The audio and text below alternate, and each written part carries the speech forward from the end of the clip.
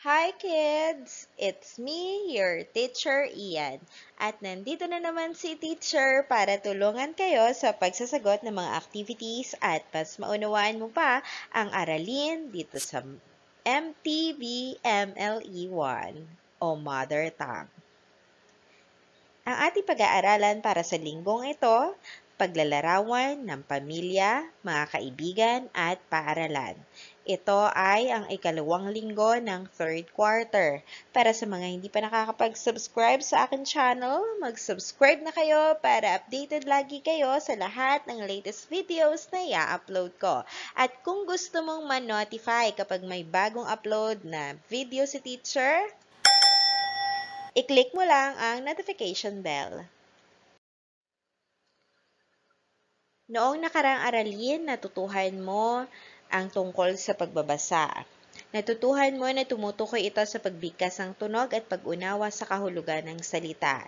Nang ibig sabihin, masasabi lamang na ikaw ay nakababasa kung nauunawaan mo o nabibigyang kahulugan mo ang salitang iyong nabasa. Ngayon naman ay pag-aaralan mo ang tungkol sa paglalarawan.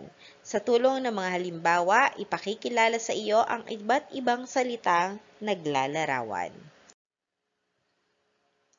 Pagkatapos ng araling ito, inaasahang na ilalarawan mo ang iyong pamilya, mga kaibigan, at paaralan.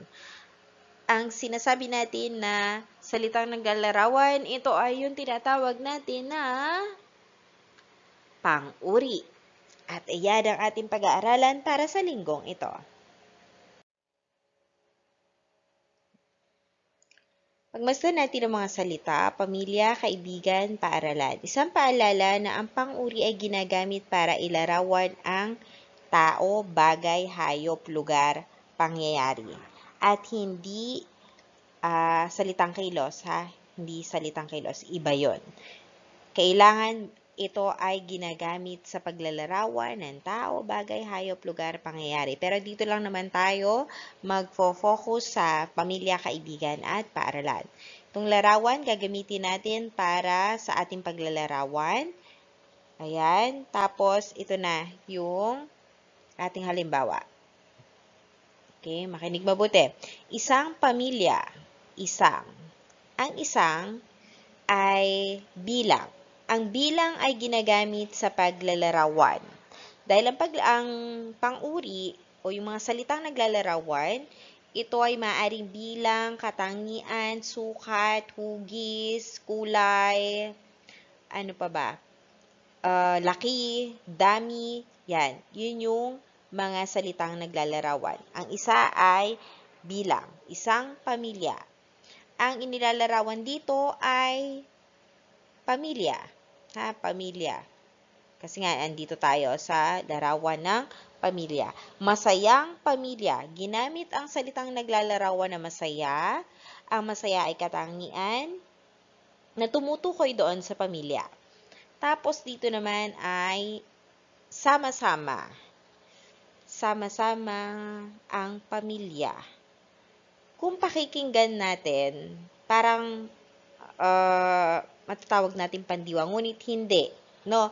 Ang sama-sama ay pwedeng maging, ang tawag dito, pwede ito maging pang-abay, depende sa, hindi mo pa alam yung pang-abay, no?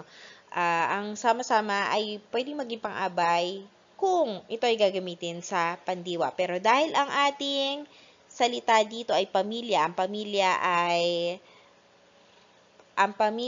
ay pangalan. Ayan, nakakalimutan ni teacher. Ang pamilya ay pangalan, kaya naman ang salitang sama-sama ay isang pang-uri.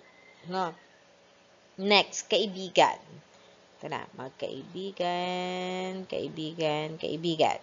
Ang mga salitang ginamit para ilarawan ng kaibigan ay, ito, dalawa, bilang pa rin. Mabuti, katangian, maaasahan, katangian pa rin. No. Next tayo ay paaralan. Okay. Ito ay lalarawan natin, paaralan. Ang ginamit na salitang naglalarawan, malinis, tapos malapit. Ito ay tumutukoy doon sa paaralan. Ito naman ay mabibigyang linaw sa iba pang halimbawang ibibigay na teacher, no? Ano nga ba ang tinatawag natin na pang-uri? Ang pang-uri ay bahagi ng pananalita na ginagamit sa paglalarawan ng pangalan o kaya naman ay panghalip. Ayan, hindi ko nabanggit kanina yung panghalip. Dahil yung panghalip naman ay pamalit sa ngalan ng tao.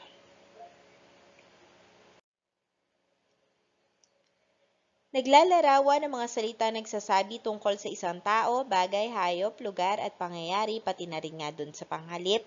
Ito ay maaring bilang, katangian, hugis, sukat, kulay o ginamit na material. Basahin ang mga sumusunod na halimbawa. Ang una nating halimbawa, dalawa kaming magkapatid. Dito pala makikita na natin ang bilang. Dalawa. Ito ay salitang naglalarawan. Ano ang inilarawan dito? Yung magkapatid. Tandaan, yung magkapatid ha. Yung magkapatid, tao. Ibig sabihin, hindi na yan salitang naglalarawan ha, kasi kasama yan dun sa pangalan. Ang sumunod, batang magalang. Yan o, nagmamano. Batang magalang. Ang ginamit na salita naglalarawan ay magalang. Dahil ang bata, ito ay pangalan. Tao yan. Inilarawan ang bata bilang magalang. Ginamit ang salitang magalang para ilarawan ang bata. Ang sumunod ay tungkol sa mata.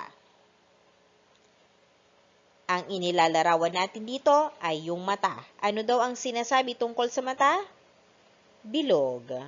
Dahil ang salitang naglalarawan, maaari daw itong hugis, pwedeng sukat, kulay, o katangian at bilang. Narito pa ang iba pang halimbawa. Gintong orasan. Yung ginto bilang kulay ng orasan. Yung may salungguhit, ito ang ating salitang naglalarawan. Malaking bahay, para sa sukat o laki. Malaking bahay. Anong inilalarawan ng salitang malaki? Yung bahay. Sumunod natin ay itim na buhok. Ang salitang itim ay ginamit upang ilarawan ang buhok. Ipinakita sa naunang mga halimbawa ang paggamit ng bilang ng tao, katangian ng bata at hugis ng mata. Ngayon naman ay ang kulay ng orasan, sukat ng bahay, kulay ng buhok.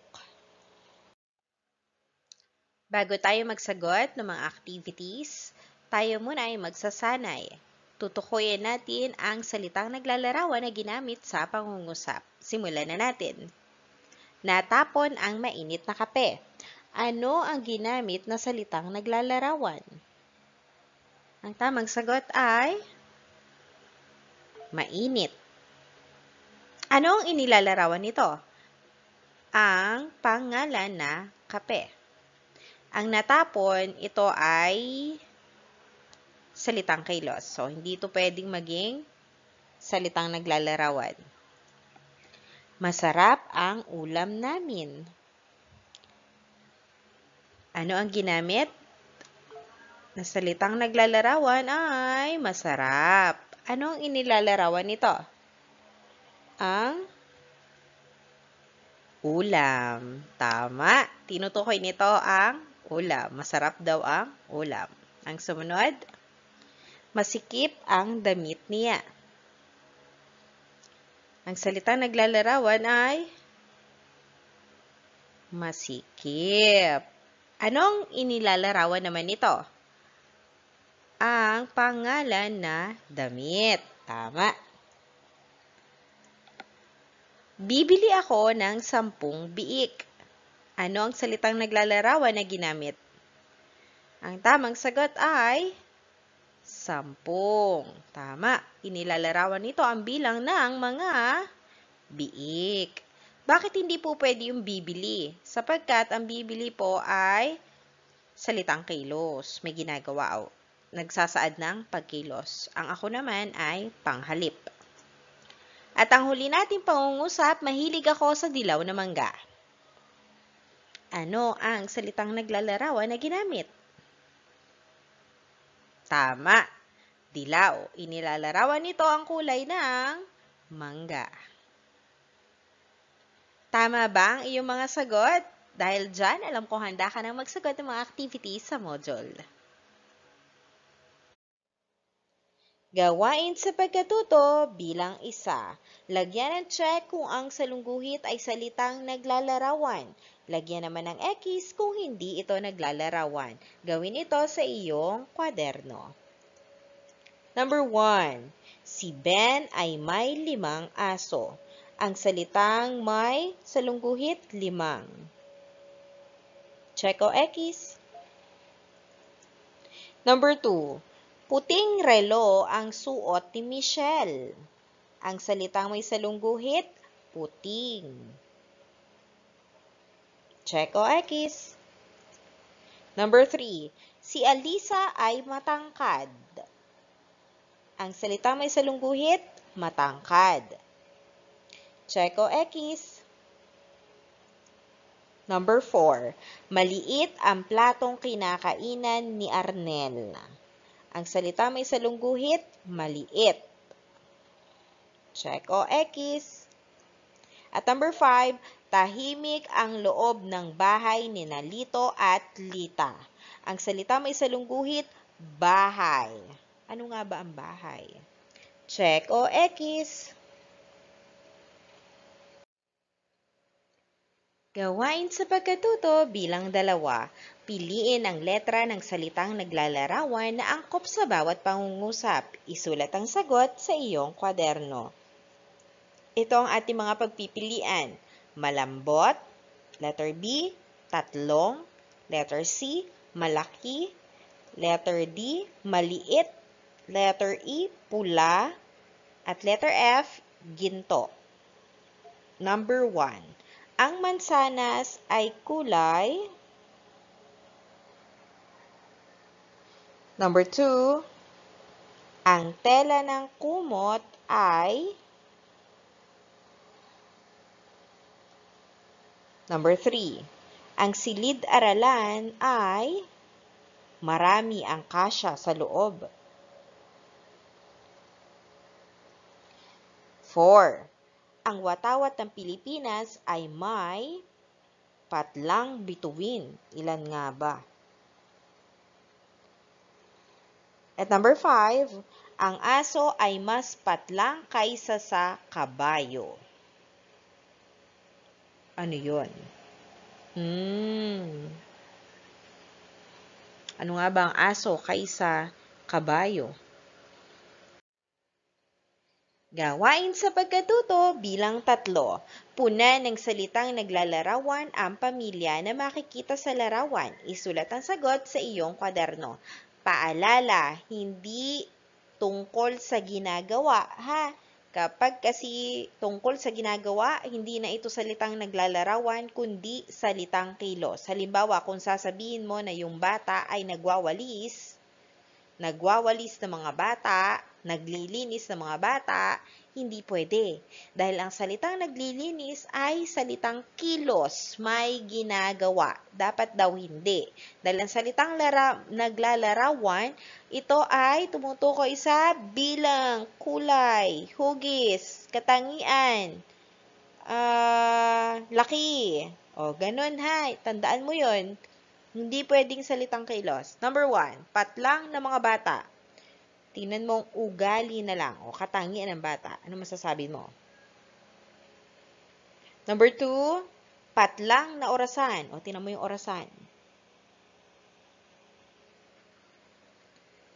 3, patlang na bahay.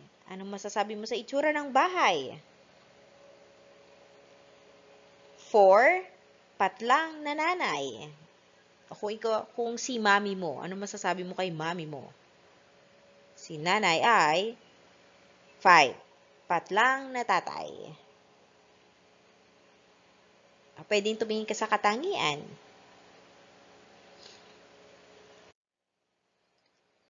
At para sa ating pangwakas na gawain, natutuhan mo sa araling ito ang pang-uri o salitang Ano nga ba yung pang-uri?